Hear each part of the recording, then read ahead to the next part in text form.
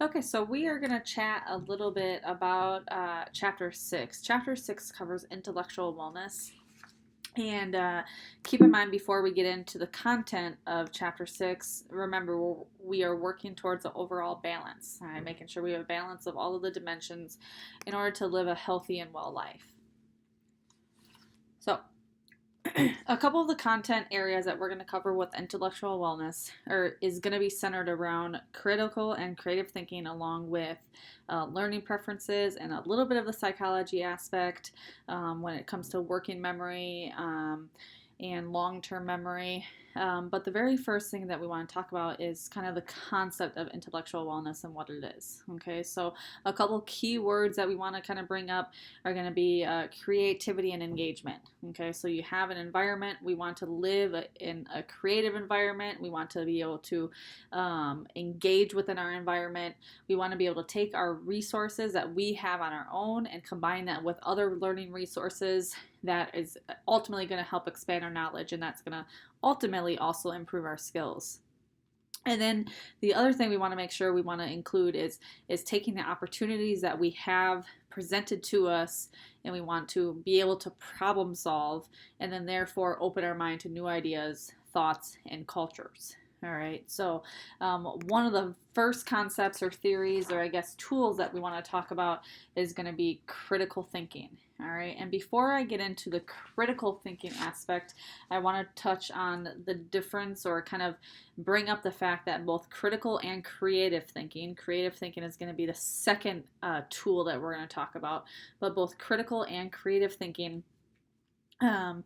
is going to be talking about asking the question why. All right, so first let's get into critical thinking. Critical thinking is involving reasoning. All right, it is taking an idea that is already established and creating new ideas by using additional information that you gather, whether it's through research, whether it's through other people. It's about developing ideas further. Again, asking that question why. So, why do we want to think critically? All right. So, as we are thinking critically, our brain is actually developing, and how that is happening is, and I want to kind of bring back to our conversation or our presentation from Dr. Huber just last week. A couple of familiar words: neurons and brain cells and dendrites. Okay, he talked a lot about connections that are constantly establishing up until the age of 30. All right, so neurologically, as we are critical thinking, our brain is actually getting stronger. Okay, and how it's getting stronger is our brain cells are stimulated. That causes the dendrites, which are those fiber-like branches, to grow. Okay, and when that happens, the number between the cells is increasing. Therefore, our memory is increasing. We have an increased attention span, and we obviously have an increased ability to learn. Okay, so in this regard, let's think of our muscle just like, or our brain, excuse me, just like any other muscle. It's the more we use it, the stronger it's going to get. All right, so one of the things that we want to avoid, or many of the things we would like to avoid, is this area called fallacies of critical thinking. All right, and these are kind of some things that, as individuals or as humans, we get into a rhythm, and we fail to think critically for ourselves, and we start to fall into a couple of these categories. And a couple of the ones that we're going to talk about are very common things that you've all heard before, and you might catch yourself saying, yeah, I remember myself doing that in this situation. All right, so appeal to common practice. If you are saying, well, everyone else is doing that, you're not critically thinking. Okay, you're not taking something or an action that is already established and developing that into or establishing it as a reaction that you would normally take. You're doing something because everyone else is doing it. All right, doesn't make it right, doesn't make it wrong, but that's the only reason you're doing it. Appeal to a tradition. We've always done it that way. My husband and I talk a lot in the evenings of how was your day, and my husband just took a new job as a vice principal, and the person that he has replaced just recently retired. So he was in that position for a long time, and as he's getting into his position and changing things the way that he wants them done, people kick back with, well, we've always done it that way argument. Again, doesn't make it right, doesn't make it the most efficient way, but just because they've always done it that way, that's the way they want to continue to do it. So that's a good example of appealing to tradition instead of critically thinking, you have a problem, how are you going to react? They want to fall right into that fallacy of just tradition. Scare tactics is another big one, or another good one that happens a lot. We don't think properly or critically because we use fear as a blocking agent. So fear is going to block us from maybe thinking critically. It's going to block us because of a past experience, and then we're faced with a problem and we don't problem solve properly or make a good decision. Appeal to pity is another one we're going to talk about, where our emotion replaces the logic. A lot of times this is known as a sob story, where the emotion is used instead of any type of good, solid reason. All right, so instead of persuading something, stepping back from the situation, we talked about a lot about that in chapter 4 when it came to social wellness, and even chapter 3 with mental wellness, how we want to step back when we're in situations, take the emotion out of the situation, and replace it with the facts, and then make a good, solid decision and next move. So as you can see, there's a lot of other different fallacies. We're not going to kind of go through all of them.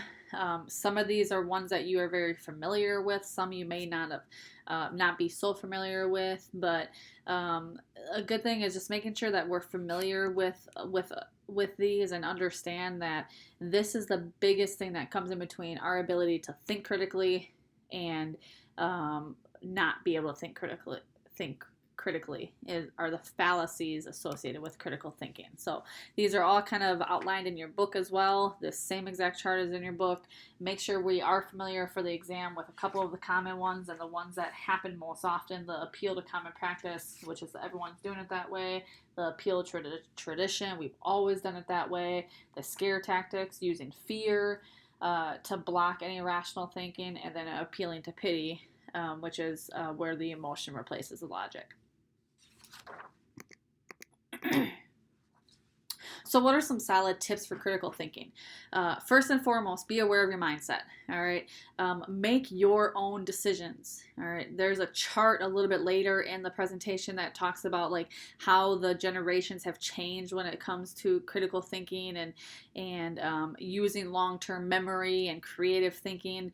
And it's gonna be pretty alarming that the generations coming up after our generation here, they are not taught at a young age to make their own decision. Okay, so be aware of your mindset, have a stance, make sure it's an educated mindset and an educated stance, and stay strong with that. Be willing to say, I don't know. Understand that we don't know everything, and that's okay. That is perfectly okay. Do not be that person that tries to know everything about everything. When you do that, you lose credibility on the things that you really do know. Okay, so make sure we're okay with saying, I don't know. There's nothing wrong with that. Be tolerant, okay? Be tolerant of others. Be tolerant of others' beliefs, okay? A lot of different things that come in mind when you think about that is obviously the political debates. Understand that everyone has a belief, everyone has a different mindset, and that's okay. And that's why we say everyone needs to have their own mindset, and there's nothing wrong with whatever your mindset is. A couple other big things. Realizing that our emotions can get in the way. We just kind of talked about that with appealing to pity fallacy, making sure that we understand we need to step back, take the emotions out of it, and make a good sound judgment, and ask why. All right, ask why, because it is always important for us to know why. All right, once we stop asking why, we are no longer thinking critically. Okay. So speaking of asking why, let's carry on really immediately into creative thinking. Very, very similar to critical thinking, where it's still going to ask why. Creative thinking takes that next step. So creative thinking is going to ask why, okay? After you ask that question why, creative thinking involves us thinking outside of the box, all right? Thinking outside of the box to make or come up with a different solution. Okay, so not just saying, oh, well, why do we do this or why do we do it this way, but saying, okay, we've done it that way. Here's what we're trying to do, but how about this? You come up with a different alternative.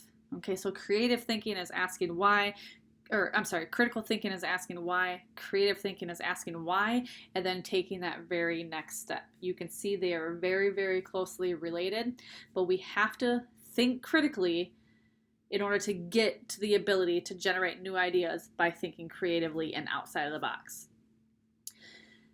The other big portion of creative thinking is when you are thinking both critically and creatively, you are going to be an effective problem solver. Okay, you're going to be good at solving problems because you have creative solutions to whatever challenges it is that you are facing in whatever situation it may be. All right, so with creative thinking, there are 3 S's of creativity: sensitivity, synergy, and serendipity. All right. Again, critical or creative thinking is thinking outside of the box. So first, let's go ahead and start with sensitivity. This is where we ask, why does this happen? And how can I do this? Okay, so not just necessarily asking that, why does this happen, but now you're going to come up with a solution as well. All right, so we use the world around us to spot problems. We use deficiencies around us, and we know that they exist, but how can we overcome those deficiencies and how can we overcome those problems? All right, so we have a problem and now we have the solver. Synergy is the second S of creativity, and that's where we work together and share ideas. Okay, brainstorming is a good example of this, that obviously a couple minds are always going to be better than just one. Okay, people tick and talk in different ways, and some people are good in coming up with an idea or a solution in one area, and someone else is good in a different area. And we'll talk a lot about that when it comes to the psychology aspect, most likely in the next video. But understanding that the more we work together and come up with ideas and share other ideas and bounce them off each other, the greater result we're going to have. And serendipity is a lucky accident. All right, so it's finding or coming across something by luck. It's not necessarily coming across it, but it's taking advantage of that. Okay, so it's understanding that this is a once in a lifetime opportunity that I'm going to get, but how am I going to take advantage of it? What can I partner together and pair on top of this great opportunity I have to come up with something even greater? So serendipity may never happen in your lifetime. It may happen more than once. It all just depends on the situation, but serendipity also is the second portion of that, or the second part of that, is taking advantage of it by finding a new meaning and a new opportunity. So this is that chart that I was talking about. I was talking about the different generations and how we problem solve and our ability to creative and creative think and critically think, and kind of what we value all plays a role in that. So we're not going to go through this chart individually, but we have to understand that depending on the different generation and the time that we were born and we were raised in, we have different values, and therefore we have different descriptions of what is important and how we react to the world around us. So just real quickly, you can see that generation way back in 1883 to the 1900s, where they were very unprotected. They were criticized. They were risk takers, and therefore that played a role in them becoming reclusive as they became a little bit older. And then if you drop all the way down to the 2020 generation, in the year 2000s and beyond, these are kids or individuals who are overprotected and suffocated as a youth. Okay, therefore that affects how they grow up in their adulthood, and that's going to affect how they become when they're considered elders. All right, so depending on how we grow up and what's valued, all plays a role in our ability to think creatively and to think critically. So we're going to stop this video here, be a good stopping point for where you are in the study guide. The next video, we're going to cover the psychology of learning, the learning styles, some learning techniques, and then just some good things about choices. So we will be back on with another video, and I hope you're having a great day.